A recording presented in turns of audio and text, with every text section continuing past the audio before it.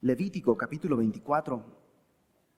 La semana pasada vimos cómo lo que le llaman algunos el calendario de Dios, ¿no? Levítico 23, estas fiestas que son anuales y que cada una de estas fiestas prefigura proféticamente algo que iba a suceder en el plan de redención de nuestro Señor.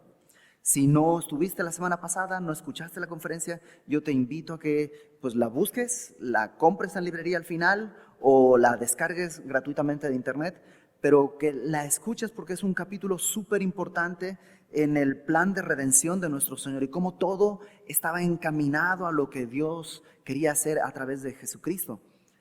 Pero en el capítulo 24, Dios se enfoca en cosas ya no fiestas, porque las fiestas eran grandes, solemnes, y eran una vez al año y no sé qué. Pero ahora Dios nos habla de cosas cotidianas, como alguien dice por ahí, cosas de la vida diaria. Y vamos a estar viendo eso. El tema central de este libro, de todo el libro de Levítico, es la santidad. Una y otra vez escuchamos que Dios dice, seréis santos porque yo soy santo. Y una y otra vez hemos escuchado eso, que Dios es el que va a hacer la obra en nosotros. Pero dentro de la obra que Dios quiere hacer en nosotros, hay unos aspectos que Él nos entrega como responsabilidad nuestra. Es decir, delega sobre nosotros cosas que son nuestra responsabilidad. Un encargo de Dios para que Él haga esa obra en nuestra vida. Y el día de hoy vamos a ver 3 responsabilidades que Dios nos ha otorgado y que debemos cumplir y que debemos vivir para poder caminar en su voluntad y darle gloria a su nombre. La primera de estas responsabilidades está en los versículos 1 al 4. Una cosa más. ¿Recuerdas? En el Antiguo Testamento tenemos muchos rituales, muchas fiestas, muchos elementos, incluso físicos, el tabernáculo, los elementos, los instrumentos, todo esto que era físico, real y literal, pero además tiene una enseñanza hacia el futuro espiritual, apuntan hacia algo, son verdades que apuntan hacia una verdad espiritual en la que tú y yo nos movemos ahora en el Nuevo Testamento. Así que teniendo eso en mente, regresemos capítulo 24, versículo 1 de Levítico. Dice, habló Jehová a Moisés, diciendo, manda a los hijos de Israel que le traigan para el alumbrado aceite puro de olivas machacadas, para hacer arder las lámparas continuamente. Fuera del velo del testimonio, en el tabernáculo de reunión, las dispondrá Aarón desde la tarde hasta la mañana, delante de Jehová, es estatuto perpetuo por vuestras generaciones. Sobre el candelero limpio pondrá siempre en orden las lámparas delante de Jehová. La palabra limpio del versículo 4, cuando dice sobre el candelero limpio, hay mucho debate. Pareciera que quiere decir el candelabro de oro en vez de limpio. De hecho, algunas versiones lo traducen así, porque pareciera hablar de oro purificado. En todo caso, ya sea que dice candelabro de oro o candelabro limpio, es lo mismo, porque el candelabro que estaba ahí era de oro y tenía que estar bien cuidado. Entonces, ¿qué es lo que está sucediendo? Déjame ponerte el contexto en el que nos movemos.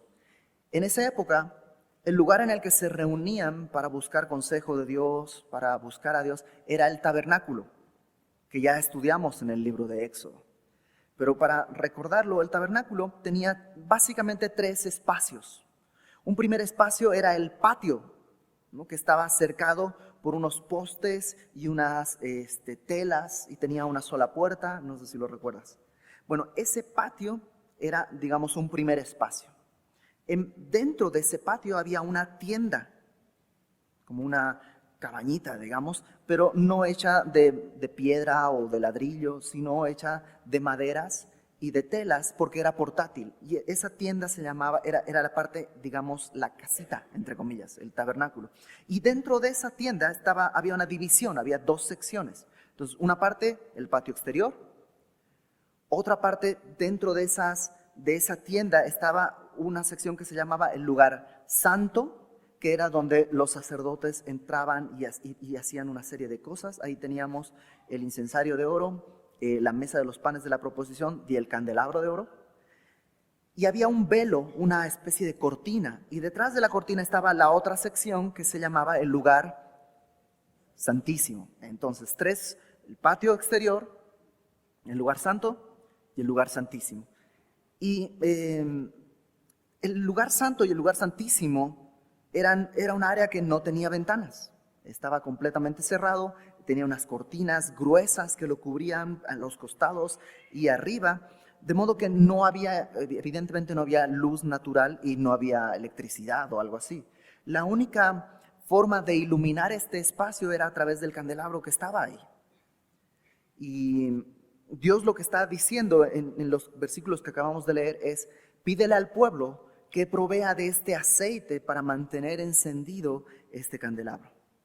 Algunos eruditos bíblicos, algunos exégetas, dicen que el tabernáculo y el templo más adelante simplemente prefiguraban lo que Dios quería hacer. Pablo dice que tú y yo somos templo, morada del Espíritu. Dios el día de hoy no habita en un templo o en un tabernáculo, habita en nuestro propio cuerpo, en nuestra vida. Y el tabernáculo era una figura de nosotros con el Espíritu Santo morando en nosotros. Y algunos eruditos dicen, por eso el patio exterior simbolizaba el cuerpo, es decir, aquello que tiene contacto con el mundo. El lugar santísimo simbolizaba la parte más íntima de nuestro ser, es decir, nuestro espíritu, aquello que tiene contacto con el área espiritual, con Dios mismo. Y el lugar santo, que es donde se hacía todo el trabajo, tiene que ver con nuestra mente, con nuestro corazón o con nuestra alma. Y yo creo que puede ser así. Y lo que Dios está diciendo es: necesitan tener siempre una lámpara encendida en el lugar santo. Es decir, tu mente debe estar constantemente iluminada. Pero, ojo, no puede ser encendida la lámpara que tenemos en la mente. No puede ser encendida con cualquier aceite. Tiene que ser con la instrucción que Dios dio: aceite puro de olivas machacadas, lo cual es un símbolo del Espíritu Santo constantemente. El candelabro es un símbolo de la palabra. ¿Recuerdas el Salmo? Lámpara es a mis pies tu palabra y lumbrera a mi camino. La palabra es esta lámpara que nos permite ver, pero la palabra por sí sola no es más que un texto. Es el Espíritu Santo que tiene que dar vida a estas palabras. Tú y yo conocemos gente que sabe la Biblia y sabe muchísimo, pero que no es salva y no conoce a Dios, porque el Espíritu Santo no ha dado vida a estas palabras. Entonces, esta palabra tiene que estar encendida con el aceite del Espíritu Santo en nuestro entendimiento constantemente. Ahora tú dirás, ¿por qué? Acompáñame por favor a 2 Corintios capítulo 4. 2 Corintios capítulo 4, versículo 3 y 4 dice: Pablo está hablando de cómo los creyentes podemos ver reflejada la gloria de Dios como en un espejo, que también es otro símbolo de la palabra, y viendo esa gloria somos transformados. Y luego hace una comparación entre nosotros que podemos hacer eso y los incrédulos. Y dice, verso 3 de 2 Corintios 4, si nuestro evangelio está aún encubierto, entre los que se pierden está encubierto, en los cuales el Dios de este siglo cegó el entendimiento de los incrédulos, para que no les resplandezca la luz del evangelio de la gloria de Cristo, el cual es la imagen de Dios. ¿Qué es lo que está diciendo Dios? Esta es nuestra mente natural. Por naturaleza, nuestra mente está cegada, está entenebrecida. Y así éramos. Así son los incrédulos, así éramos nosotros. En Efesios capítulo 4, versículo 17. Efesios capítulo 4, versículo 17 al 19 dice: Pablo, esto pues digo y requiero en el Señor, que ya no andéis como los otros gentiles que andan en la vanidad de su mente. La palabra vanidad quiere decir lleno de aire, como un globo inflado, pero que no tiene nada realmente. Los gentiles que andan en la vanidad de su mente, teniendo el entendimiento entenebrecido, es lleno de tinieblas, ajenos de la vida de Dios, les hablas de Dios y no les importa, ni les interesa, por la ignorancia que en ellos hay, por la dureza de su corazón, los cuales después que perdieron toda sensibilidad, se entregaron a la lascivia para cometer con avidez toda clase de impurezas. Entonces, esta era nuestra naturaleza y esta es la naturaleza de cualquier persona, una mente entenebrecida, y por eso Dios dice, necesitas mantener una lámpara ahí. En 2 Corintios capítulo 4, regrésate, después de leer lo que leímos hace un momento, de cómo el Dios de este siglo cegó el entendimiento de los incrédulos, fíjate lo que dice, cómo describe lo que sucedió cuando creímos. ¿Qué pasó? Versículo 5, 2 Corintios capítulo 4, versículo 5, porque no nos predicamos a nosotros mismos, sino a Jesucristo como Señor, y a nosotros como vuestros siervos por amor de Jesús, porque Dios, que mandó que de las tinieblas resplandeciese la luz, es el que resplandeció en nuestros corazones para iluminación del conocimiento de la gloria de Dios en la faz o en el rostro de Jesucristo. O sea, cuando creímos, esto fue lo que sucedió. Dios mandó que en nuestras tinieblas resplandeciera la luz y pudiéramos ver iluminado, hubiera una iluminación del conocimiento de la gloria de Dios. Pudimos ver la gloria de Dios, ¿dónde? En el rostro de Jesucristo. Y eso es lo que pasó en nuestras vidas cuando creímos. Entonces, el encargo y la responsabilidad que Dios pone en nuestras manos es: mantén una lámpara encendida en tu entendimiento. Por eso Pablo, regrésate a Efesios una vez más, en el capítulo 1, fíjate cómo oraba Pablo por los efesios.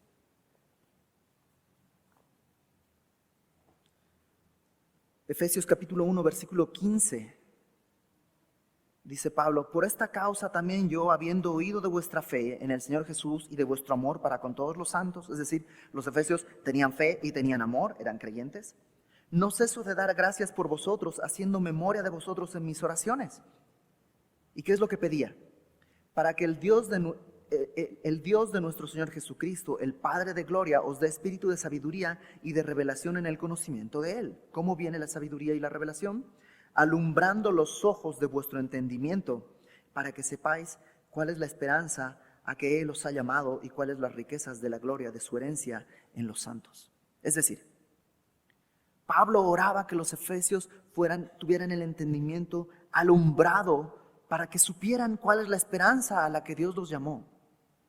Ya como creyentes, dime si no te ha pasado, de pronto empiezas a preocuparte por cosas de este mundo. Y ya viene la renta, o viene una enfermedad, o viene un problema, y viene un conflicto, y empiezas a preocuparte, y sientes que se te acaba la vida. ¿Sí? ¿Nunca has sentido eso? Ya no sé qué hacer, ya no puedo más. ¿Qué pasó? Olvidaste la esperanza a la que fuiste llamado, que está mucho más allá de este tiempo. En el mundo tendréis aflicción, pero confiad, yo he vencido al mundo, dijo el Señor Jesús. Olvidamos la esperanza que está mucho más alta a la que Dios nos ha llamado. ¿Por qué? Porque se fue apagando poco a poco esta vela en nuestro entendimiento. Y olvidamos la esperanza. Eso es lo que dice en Efesios capítulo 1 que acabamos de leer, versículo 18. Alumbrando los ojos de vuestro entendimiento para que sepáis. Si no está alumbrado, no vas a saber cuál es la esperanza a que Él os ha llamado y cuáles las riquezas de la gloria de su herencia en los santos. Si supiéramos cuál es la esperanza y cuáles son sus riquezas, no estaríamos tan preocupados de vez en cuando. ¿Qué pasó? Perdemos la brújula y se va apagando un poco esa lámpara. Por eso Dios nos da esta responsabilidad. Y es una responsabilidad nuestra, no es para salvación. Ya somos salvos por su gracia, por medio de la fe, no por obras para que nadie se gloríe. Pero en el caminar diario, yo necesito constantemente que esté siendo alimentada esta lámpara. Por eso, Pedro, acompáñame por favor a 2 de Pedro, capítulo 2.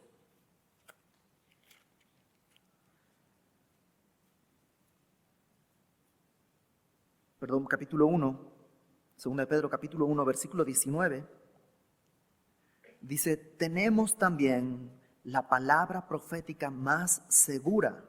¿Cuál es esta palabra profética más segura? La palabra de Dios, a la cual hacéis bien en estar atentos como una antorcha que alumbra en lugar oscuro hasta que el día esclarezca y el lucero de la mañana salga en vuestros corazones. Todos los días, mientras estemos bajo esta tierra, bajo este sol, bajo este cielo, nosotros debemos permanecer ante esta lámpara que es la palabra para que podamos caminar. ¿Alguna vez has tratado de hacer algo a oscuras? ¿Sí o no que es un desastre? De madrugada y te levantas, dices, no quiero encender la luz para no molestar, para no despertar a mi esposa. Entonces, si no te levantas todo oscuro y para no despertarla por una consideración, y caminas y es un desastre y tu esposa tiene que encender la luz y ya no, te levanta la tele, levanta todo. ¿Por qué? Por caminar a oscuras. Y a veces en nuestra vida sucede eso. ¿Por qué tu vida de pronto está en un desorden? ¿Por qué nunca te ha pasado que dices, ¿cómo me enredé tanto? ¿Cómo estoy en este punto? ¿Qué pasó?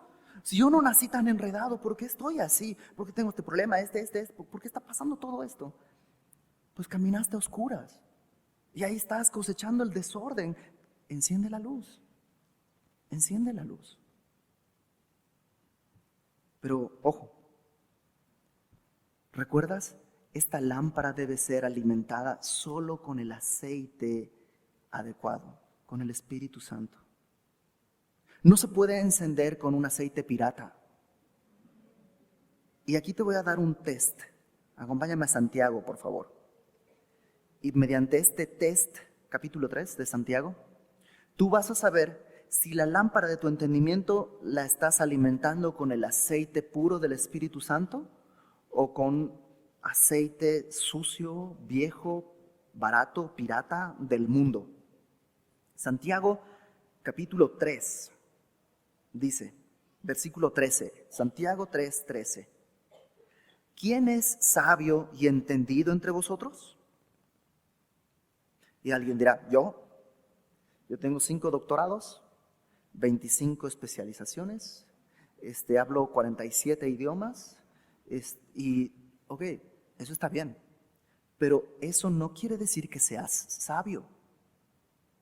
Fíjate lo que la palabra de Dios dice, quien es sabio y entendido entre vosotros, muestre, y aquí se ve la sabiduría, por la buena conducta sus obras en sabia mansedumbre. Eso es la sabiduría, andar en buenas obras con mansedumbre. Y mansedumbre es poder sujeto a control. Hacerse manso no es hacerse debilucho. Y el mejor ejemplo lo tienes en los animales de estos leones, elefantes o incluso caballos que han sido domados. ¿Tú crees que un caballo no puede al jinete darle una patada y se acabó? ¿O un elefante? ¿O un león? Y decirle al domador, gracias, hasta aquí llegamos. Claro que sí, pero esa fuerza está bajo control. Y eso es la sabiduría. No es hacerse debilucho, es sujetar todo bajo el control del amo, que en este caso es nuestro Señor. Y fíjate cómo te dice, una cosa más. Ojo, estoy hablando de sabiduría humana, no conocimiento humano. El conocimiento humano es bueno, es valioso. El conocimiento humano nos permite arreglar una lavadora, nos permite arreglar una cafetera, nos permite manejar un coche. Todo eso es conocimiento humano y está bien. Vas a la universidad, aprendes conocimiento humano, está bien, gloria a Dios. Que puedes ir y que tienes 5 carreras, gloria a Dios, todo eso está bien y es una bendición. Eso es conocimiento. Pero así como mansedumbre es el correcto uso del poder, sabiduría es el correcto uso del conocimiento. Puedes tener 2 personas, mismo nivel de instrucción, mismo conocimiento, y uno es sabio, de acuerdo a los estándares de Dios, y el otro es necio, o sabio de acuerdo al mundo nada más. Y aquí está el test, versículo 14. Tú te vas a dar cuenta si estás siendo conducido por la sabiduría de Dios o la sabiduría del mundo. Verso 14.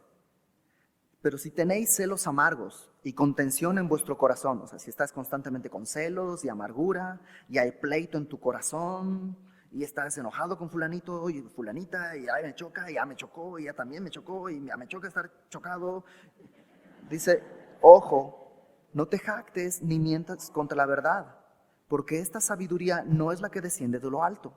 O sea, puedes ser creyente. Pablo está escribiéndole a creyentes, Santiago está escribiéndole a creyentes. Puedes ser creyente, pero la luz de tu entendimiento no está siendo alimentada con el aceite correcto del Espíritu Santo. Y ahí está el fruto, amargura, enojo, pleito.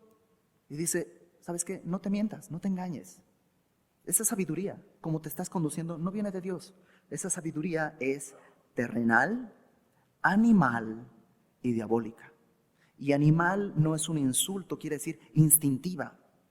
O sea, como se comportan los animales. Los animales no tienen un código de conducta. Lo que quieren hacen. Y así, eso es la sabiduría humana. Eso es la sabiduría humana. Ahora fíjate el contraste. Verso 17.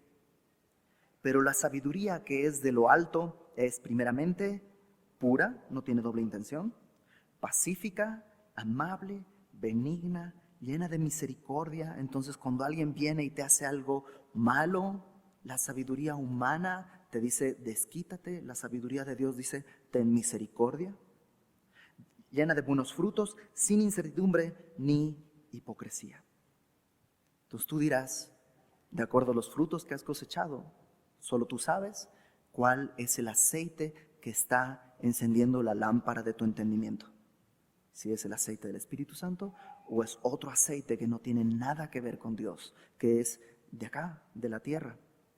Esta lámpara tiene que estar encendida constantemente. Romanos capítulo 12, Pablo dice que nuestro entendimiento debe ser renovado y eso es diario. Todos los días necesitaba, y esa es la instrucción que Dios le da a Aarón, es que todos los días hay que poner el aceite para que la lámpara permanezca encendida.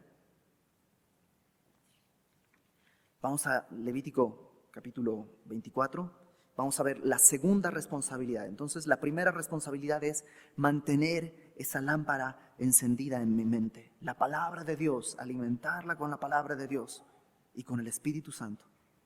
Versículo 5 al 9 dice, y tomarás flor de harina, esto es harina fina, y cocerás de ella 12 tortas. Cada torta será de 2 décimas de efa. Hay un gran debate si es el tamaño acerca de estas tortas. Eran como unos panes, pero dice 2 décimas de efa, y eso quedaría que cada pan pesa 4,5 kilos más o menos. Entonces son demasiado grandes, demasiado pesados.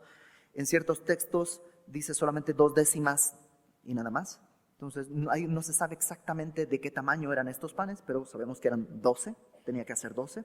Y dice, las pondrás en 2 hileras, 6 en cada hilera, sobre la mesa limpia delante de Jehová. Otra vez, la mesa limpia puede hacer referencia a una mesa de oro que estaba ahí en el lugar santo, en el tabernáculo. Y estas 2 hileras no se sabe si eran, digamos, una al lado de la otra, 6, y luego una al lado de la otra, otras 6, o eran como dos columnas, 2 pilas, o sea, una sobre otra. No se sabe exactamente, pero ahí estaban 6 y 6. Versículo 7. Pondrás también sobre cada hilera incienso puro, y será para el pan como perfume, ofrenda encendida a Jehová. Cada día de reposo lo pondrá continuamente en orden delante de Dios, y fíjate, en nombre de los hijos de Israel, como pacto eterno. Y será de Aarón y de sus hijos, los cuales lo comerán en el lugar santo, porque es cosa muy santa para él de las ofrendas encendidas a Jehová, por derecho perpetuo. Estas 12 tortas, estos 12 panes se ponían, encima se ponía incienso, y de acuerdo a lo que leemos en otros pasajes también, cada sábado se cambiaba. Estos 12 panes estaban ahí una semana y luego se cambiaba, pero antes de cambiar, poner el nuevo pan, lo que se hacía era tomar un poco del incienso y del pan y quemarlo en el incensario, y el resto se lo comía Aarón y los demás ahí en el lugar santo.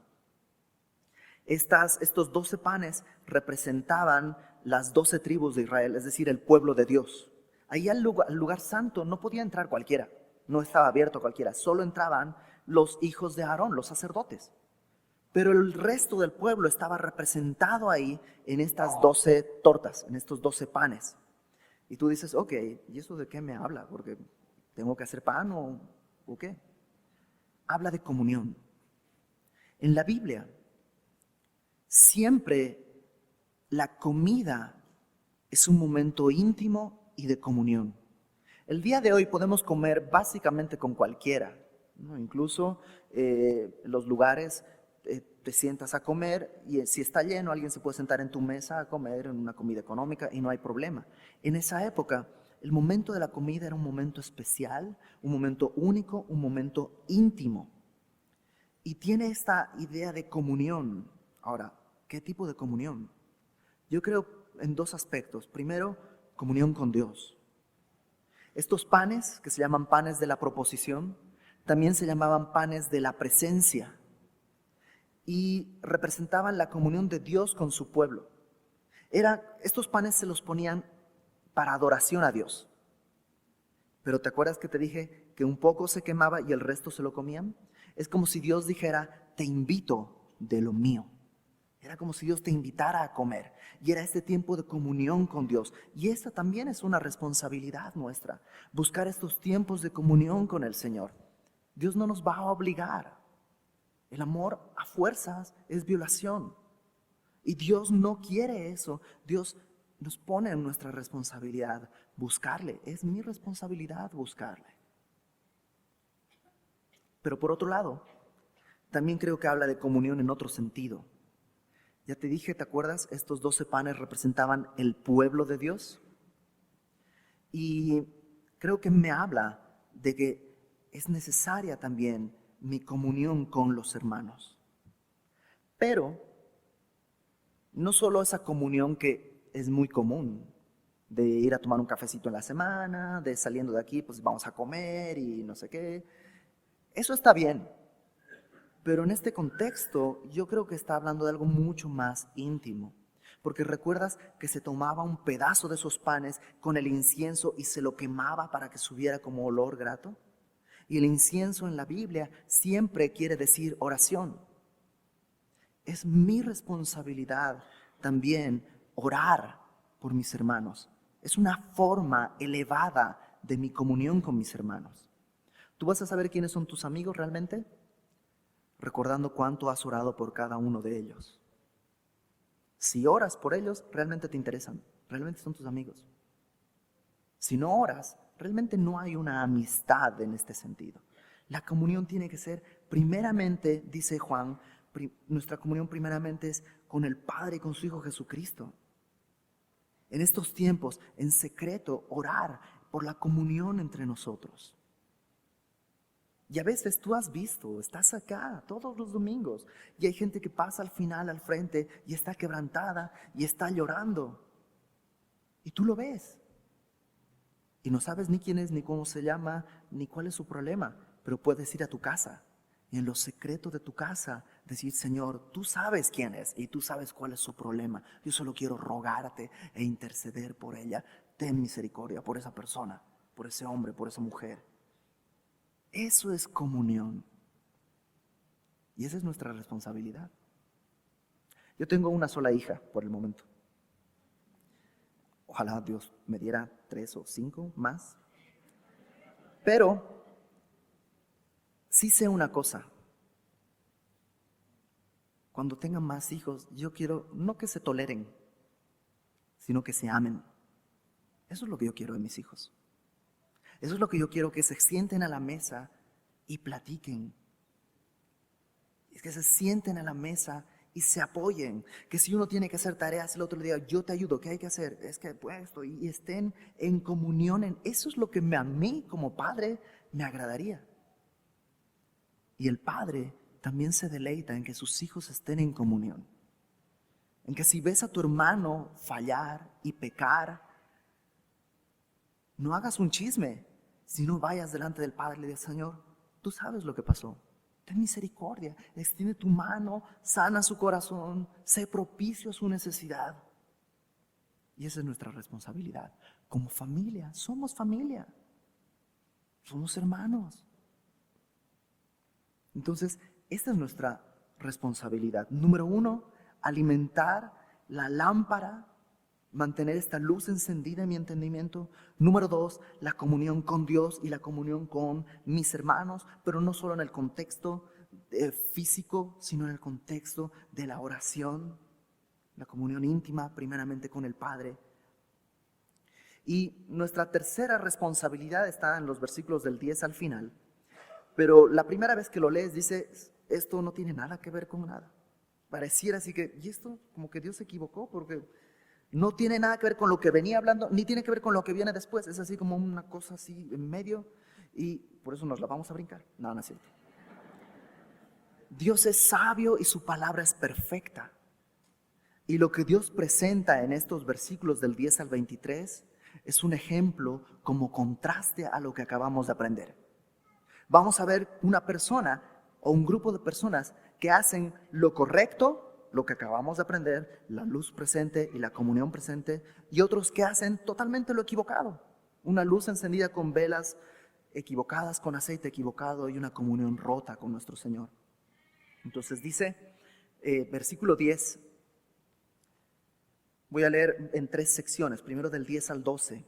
En aquel tiempo, el hijo de una mujer israelita, el cual era hijo de un egipcio, salió entre los hijos de Israel, y el hijo de la israelita y un hombre de Israel riñeron en el campamento.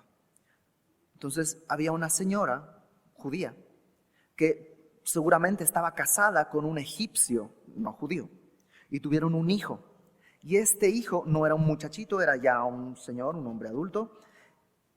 Tuvo un pleito con otro judío dentro del campamento. Y el hijo de la mujer israelita, este señor, blasfemó el nombre y maldijo. Es decir, se ponen un pleito y en medio del pleito este hijo de una judía y un egipcio blasfemó y maldijo. Entonces lo llevaron a Moisés y su madre, la madre de este señor, se llamaba Selomit, hija de Dibri de la tribu de Dan, y lo pusieron en la cárcel hasta que les fuese declarado por palabra de Jehová. Entonces, déjame hacer un par de anotaciones ahí. Esta mujer estaba con un hombre o estuvo con un hombre que no era judío, cuyo Dios no era el Dios verdadero. La Biblia una y otra vez nos habla claramente acerca de que no hay comunión entre la luz y las tinieblas. No hay comunión entre Jesucristo y Belial. Es imposible. Entonces, 2 cosas. Número 1, si estás considerando entablar una relación con alguien cuyo Dios no es el Dios verdadero, estás siendo guiada por sabiduría humana o guiado por sabiduría humana. Es decir, el aceite que está haciendo arder la vela en tu entendimiento, no quiero que suene chusco, pero no es el aceite puro del Espíritu, sino es cualquier aceite, un aceite sucio que lo que hace es desprender humo que está nublando tus ojos y está nublando tu entendimiento. Y tú dices, bueno, realmente, pero no voy a hacer nada, nomás estoy orando. Sí, ya estás cegado en tu entendimiento. La idea, concebir la idea, ya es una necedad. Ya es una necedad. ¿Acaso vas a poder jugar con fuego en tu pecho sin que ardan tus vestidos? Dice la palabra. No. Entonces, no lo hagas. No lo hagas. Por otro lado, ¿qué clase de comunión podrías tener con Dios si sabes que no le agrada lo que estás haciendo? ¿Qué clase de comunión? Es una comunión falsa. ¿Qué clase de comunión podrías tener con este hombre o esta mujer? Sabiendo que tu meta es el cielo y su meta está aquí en la tierra. Entonces vemos este primer ejemplo. Una mujer que no tenía el aceite correcto en las velas y no tenía la comunión correcta. Luego tenemos este hombre que blasfemó. ¿Qué tiene que haber en el corazón de alguien que en un momento de tensión saca una blasfemia contra Dios? O más bien, déjame ponerlo al revés. Jesucristo dijo, de la abundancia del corazón habla la boca. Si tú estás bebiendo de la palabra, comiendo la palabra, permaneciendo en la luz de la palabra, en un momento de tensión y de dificultad, lo que va a hacer, el Espíritu Santo dice que nos recordará las cosas que el Señor dijo y nos guiará a toda verdad. Y en estos momentos difíciles a tu mente van a subir versículos, van a subir verdades bíblicas. Si en cambio salen otro tipo de cosas, es porque has alimentado tu corazón con series de televisión, con conversaciones equivocadas, con comunión con personas que no corresponden, etcétera, etcétera, etcétera, etcétera, etcétera. Cosas que no alimentan tu comunión con el Señor. Y por eso, eso es lo que sale. Eso es lo que sale. Fíjate el Salmo 19, rápidamente el Salmo 19, versículo 14. Salmo 19, que dicho sea de paso, hace varios años el pastor Héctor Hermosillo predicó el Salmo 19 aquí en Semilla de Mostaza y fue un parteaguas. Es una conferencia que, digamos, todo semilloso debería conocer, no solo conocer, sino entender y meditar en ella. Entonces, si no la has oído, búscala en librería o bájala en internet y medita en esto, que es muy importante. Pero el Salmo 19 en el versículo 14 dice: sean gratos los dichos de mi boca y la meditación de mi corazón delante de ti. Pero, y a veces decimos eso, Señor, que mi meditación sea grata a ti y que los dichos de mi boca sean gratos a ti. Pero este es el versículo 14. Para que el 14 pueda existir, tienes que haber pasado del 1 al 13. Y del 1 al 13, este salmo me habla de la gloriosa eficacia de la palabra de Dios en mi vida. Si permanezco en la palabra, entonces los dichos de mi boca van a ser gratos y la meditación de mi corazón delante de Dios. Pero no puedo llegar al 14 si no me he hundido en los versículos anteriores. Que de la abundancia del corazón habla la boca. Tercer cosa que vemos en esta porción, dice que Moisés toma a este hombre y dice, pues vamos a hacer una cosa. Vamos a ponerlo como en detención para ver qué es lo que Dios nos dice. ¿Por qué? Si hubiera sido un judío el que blasfemó, ya sabían qué hacer, tenían que apedrearlo. Pero como no era judío, era una mezcla, porque era un hijo de judía con egipcio, dice Moisés, pues no sé qué hacer.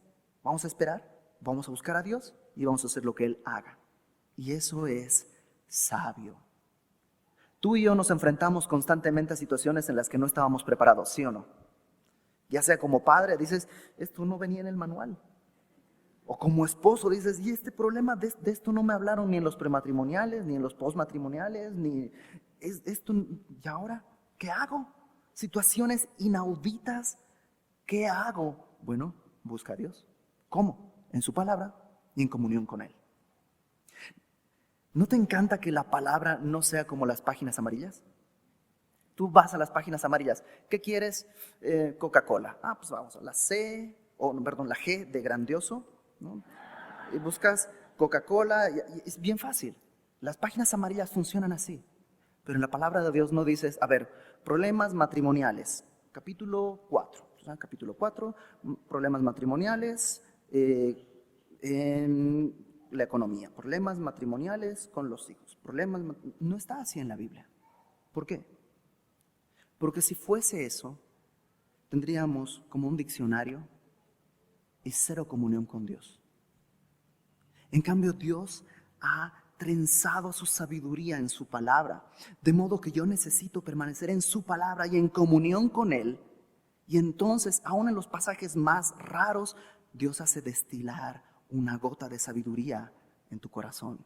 Y dices, wow, aquí está la respuesta. Aquí está lo que Dios me está hablando. Aquí está lo que Dios dice. ¿Pero qué se requiere?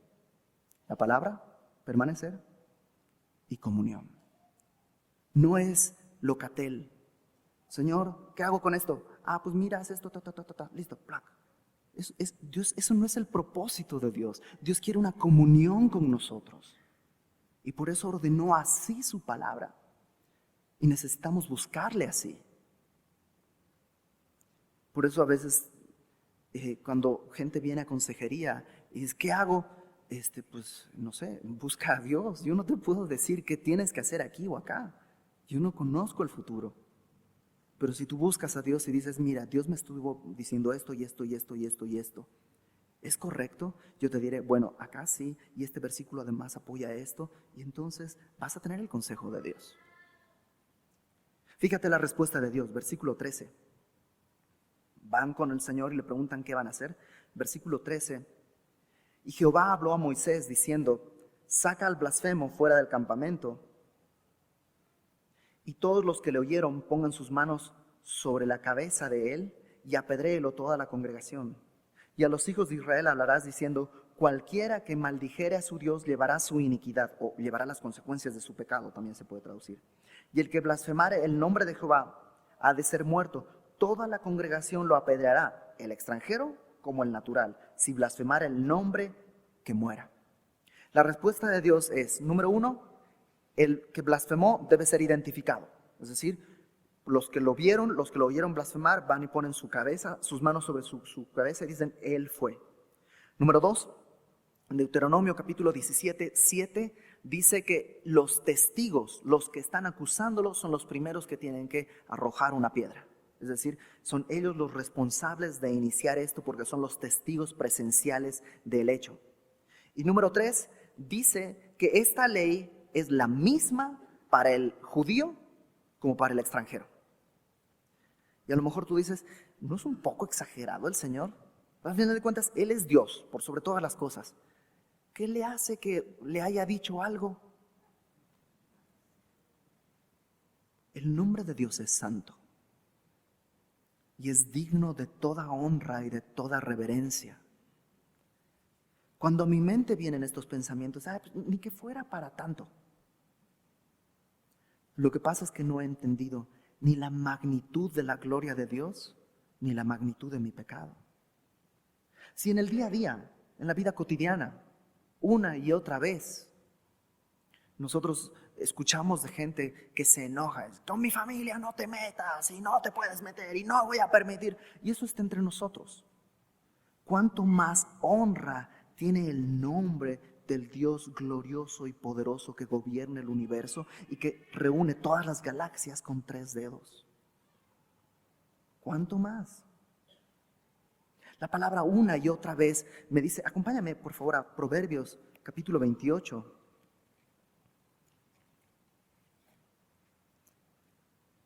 Proverbios capítulo 28, versículo 14. Bienaventurado el hombre que siempre teme a Dios, mas el que endurece su corazón caerá en el mal. ¿Qué pasa con el que teme a Dios? Bienaventurado. Fíjate el Salmo 112. Salmo 112, versículo 1. Bienaventurado el hombre que teme a Jehová y en sus mandamientos se deleita en gran manera. ¿Qué dice? ¿Qué pasa con el que teme a Jehová? Bienaventurado. O sea, el temor de Jehová, dice el Salmo 19 otra vez, lo estoy citando, dice el temor de Jehová es limpio. Hay temores sucios, temor de que me corran, temor de que me cachen, esos temores producen angustia, producen temor. Esos temores no son temores que me dan paz.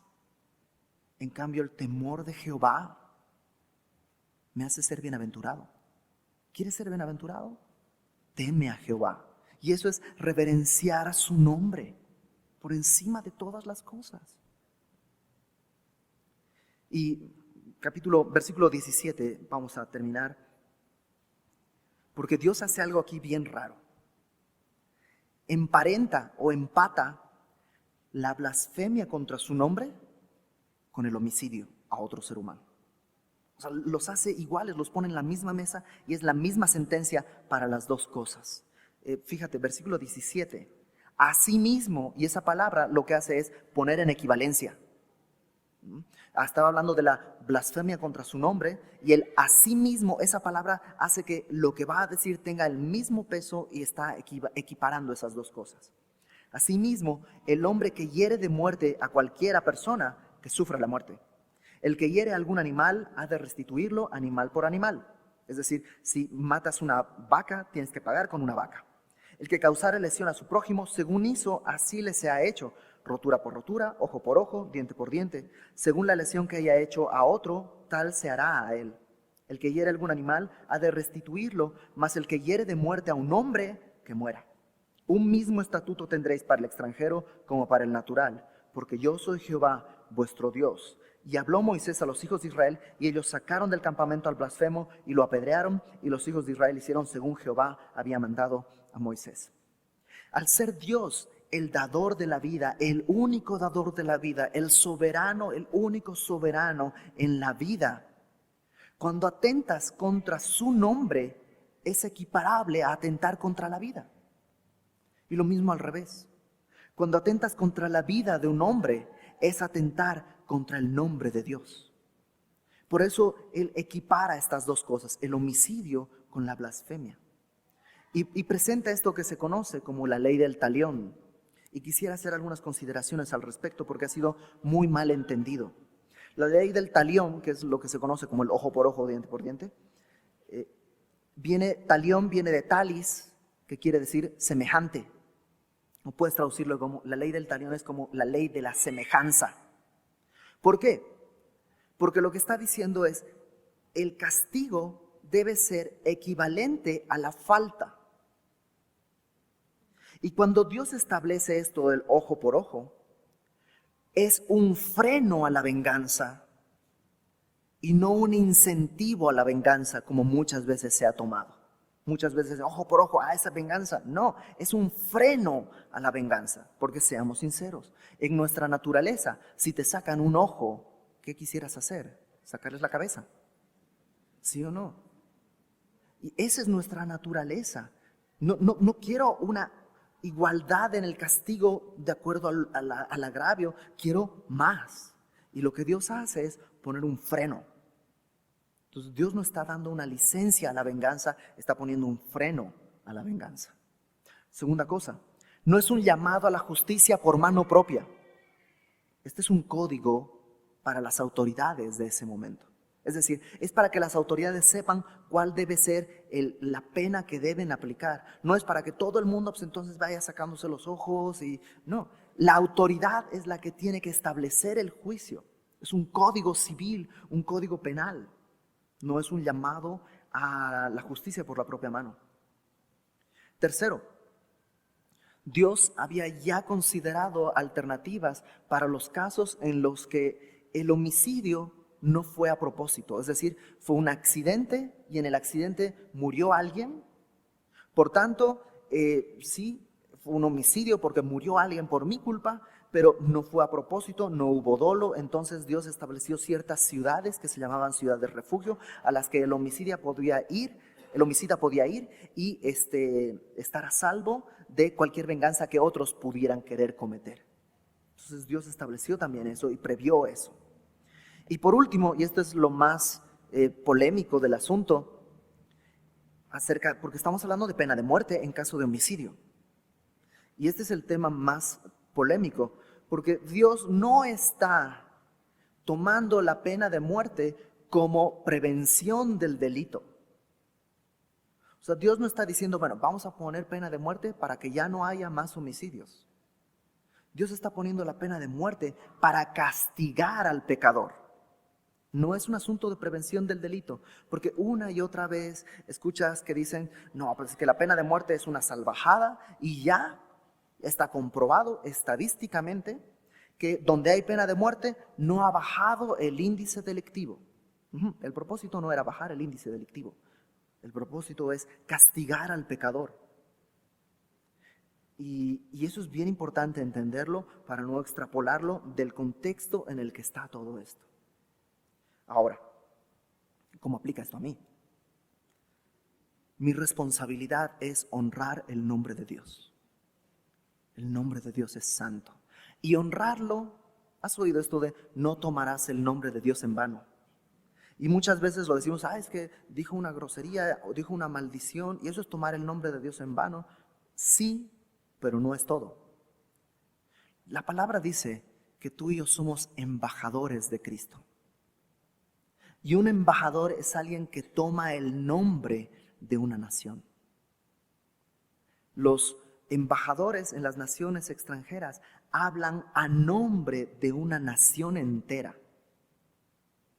Y tú y yo, a ti y a mí se nos ha confiado el nombre de Dios y somos embajadores de su reino. Tomar el nombre de Dios en vano es tener ese privilegio y no llevar a cabo el propósito. ¿Cuál propósito? Pablo dice que somos embajadores de Dios y que como si Dios mismo rogase por medio de nosotros, nosotros les rogamos, reconcílense con Dios. Esa es nuestra tarea. Tomar el nombre de Dios en vano es ser un creyente y no cumplir la tarea que como embajador me ha sido impuesta, que es rogarle al mundo, reconcílense con Dios. Va mucho más allá de decir una maldición. Tiene que ver con mi comportamiento. Porque también es verdad, mi comportamiento deshonra el nombre de Dios, ya que no me comporto a la altura. ¿Te imaginas un embajador de una nación que de pronto organiza, bueno, ni te lo imagines porque sucede, organiza un zafarrancho en un antro y lo ven después borracho? ¿Te imaginas la deshonra a su nación? Y tú y yo a veces hacemos cosas peores. Y la gente dice, ¿y eres cristiano? Y en nuestra defensa incluso decimos, sí, tú haces lo mismo. Sí, pero él no está a nombre del embajador, él no es embajador de los cielos. Él no es un embajador del reino de Dios. Él es un hombre de este mundo. En cambio, tú o yo tenemos el privilegio de la credencial que nos otorga su reino para hablar a nombre suyo. Es muy distinto. Y en este asunto del homicidio, Jesucristo fue muy claro. Si te enojas con tu hermano, si lo insultas, si en tu corazón hay enojo, eres culpable de juicio, como si fueras un homicida. Ahora, tú dirás, híjole, pero pues, la verdad, no enojarse es muy difícil. Y sí, es muy difícil. Hay cosas que de pronto estallas. Es humano. Pero permanecer enojado. Una cosa es que te enojes, pero 10 minutos después, 5 minutos después, de pronto la luz del entendimiento tiene que alumbrar y decir, esto no está bien. Aunque tenga la razón, no puedo estar enojado, voy a ir y pedirle perdón. Permanecer enojado deliberadamente es un síntoma de que no estás siendo alumbrado con la lámpara correcta ni con el aceite correcto. El no humillarme, el no buscar la reconciliación, el no amar a mi prójimo es un síntoma de que no tengo comunión con Dios y la lámpara no está siendo iluminada por sabiduría de lo alto, sino por sabiduría humana. Es más, chismes, participar en chismes, y esto es oír y hablar. Tan chismoso es el que oye como el que habla. Dice Proverbios que donde no hay leña, no hay fuego. Si no hay orejas, no hay chismoso. Son casi un homicidio. El chisme es casi un homicidio. Porque socialmente puedes matar a alguien a partir de chismes, ¿sí o no? ¿Lo has visto o te ha sucedido? Por un chisme de pronto te dejan de hablar, te dejan de hacer cosas, te corren de... y eso no es honrar el nombre de Dios. Es más, dar falso testimonio. Y dar falso testimonio no es mentir solamente. ¿Te acuerdas? En Marcos capítulo 14, dicen, daban falso testimonio de Jesús diciendo, Él dijo, tomad este templo, destruidlo y en 3 días lo reedificaré. ¿Jesús dijo eso? Sí, es verdad. Entonces, falso testimonio no es decir mentiras nada más. Puedes decir la verdad, pero la intención con que la estás diciendo puede ser que eso sea un falso testimonio. Eso sucedió, Marcos capítulo 14. El falso testimonio que dieron contra Jesucristo fue con algo real que Él dijo. Y la Biblia dice que es falso testimonio. Todas estas cosas deshonran el nombre de Dios que se nos ha atribuido. Entonces, ¿qué hacer? Acompáñame a Primera de Juan y ya vamos a terminar. Primera de Juan, capítulo 2. Versículo 9. Y te vas a dar cuenta cómo todo tiene que ver. La responsabilidad de la luz en mi entendimiento, la responsabilidad de mi caminar en comunión con Dios y con mis hermanos. Primera de Juan capítulo 2, versículo 9 dice: el que dice que está en la luz, y aborrece a su hermano, está todavía en tinieblas. Es decir, la luz que tú crees no es luz o no es luz real. Pareciera, pero no es. Está todavía en tinieblas. El que ama a su hermano permanece en la luz y en él no hay tropiezo. Pero el que aborrece a su hermano está en tinieblas y anda en tinieblas y no sabe a dónde va porque las tinieblas le han cegado los ojos. Capítulo 1 de Primera de Juan, versículo 7, dice: pero si andamos en luz, como Él está en luz, ¿te acuerdas? La luz del entendimiento, la luz verdadera. Si andamos en esa luz, ¿qué dice después? Tenemos comunión unos con otros y la sangre de Jesucristo, su Hijo, nos limpia de todo pecado. Y si cometen pecado contra ti, tú dices: bueno, pues está bien, pero ya está pagado, Jesucristo lo pagó, entonces la comunión está restablecida. Si andamos en luz. Y Dios nos ha llamado a ser luz de este mundo. Pero no podemos ser luz al mundo si no comenzamos iluminando nuestro propio entendimiento con la palabra de Dios encendida en nuestros corazones. Jesucristo dijo: no solo de pan vivirá el hombre, sino de toda palabra que sale de la boca de Dios. Y necesito comer de esa palabra, alimentarme, iluminarme y estar en comunión con Él. Y entonces, cuando eso sucede, Dios hace lo que tú y yo no podemos, que es transformarnos. Él nos transforma, Él nos renueva y Él hace la obra. Vamos al Salmo 19 y ahí vamos a terminar. Y solo quisiera leer una porción, una parte de este Salmo. Y fíjate la cantidad de beneficios que recibimos a través de la palabra de Dios. Y otra vez te recuerdo, escucha esta conferencia del pastor Héctor Hermosillo. Salmo 19, versículo 7 dice: la ley de Jehová es perfecta, que convierte el alma. El testimonio, que es otra forma de hablar de la palabra, el testimonio de Jehová es fiel, que hace sabio al sencillo. Los mandamientos de Jehová son rectos, que alegran el corazón. El precepto de Jehová es puro, que alumbra los ojos. El temor de Jehová es limpio, que permanece para siempre. Los juicios de Jehová son verdad, todos justos. Deseables son más que el oro y más que mucho oro afinado, y dulces más que miel y que la que destila del panal. Tu siervo es además amonestado, y esto quiere decir sacar brillo. A tu siervo le sacas brillo con ellos. Y fíjate esto, además de todo lo que acabamos de leer, en guardarlos hay grande galardón. ¿Quién podrá entender sus propios errores? La respuesta es: nadie. A oscuras, ¿quién puede? Nadie. Nadie sabe, no sabes ni qué ropa te estás poniendo a oscuras. Líbrame de los que me son ocultos. Preserva también a tu siervo de las soberbias, que no se enseñoreen de mí. Entonces seré íntegro y estaré limpio de gran rebelión. Y ahí, entonces viene el versículo 14. Sean gratos los dichos de mi boca y la meditación de mi corazón delante de ti, oh Jehová, roca mía y redentor.